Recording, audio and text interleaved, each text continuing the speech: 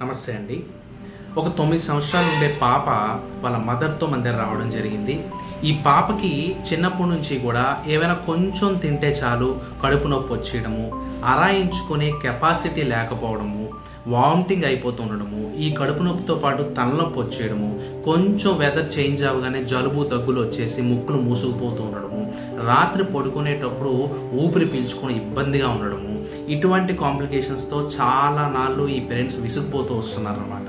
ఎన్నో మందులు, యాంటాసిడ్లని, అరుగుదలకి టానిక్స్ అని, జలుబుకి మందులని, సిట్రిజిన్లని వాడుతూనే ఉన్నారనమాట.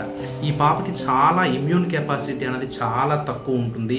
ఈ రోగ నిరోధక శక్తి తక్కువ వల్ల చాలా ఈజీగా కూడా వాళ్ళు ఈ చల్లదనానికి ఎఫెక్ట్ అయిపోతూ ఉంటారు అనమాట. ఎస్పెషల్గా చిన్నపిల్లల్లో ఈ కాంప్లికేషన్స్ మీరు చాలా అబ్జర్వ్ చేస్తూ ఉంటారు.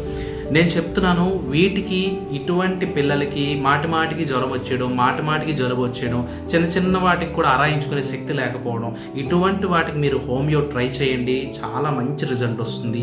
ఈ పాపకు కూడా మేము స్టార్ట్ చేసిన 1 monthలో చాలా డ్రాస్టిక్ చేంజెస్ కనిపించాయి. అద్భుతమైన రిజల్ట్ చూసాము. వాళ్ళు కూడా చాలా హ్యాపీగా ఉన్నారు.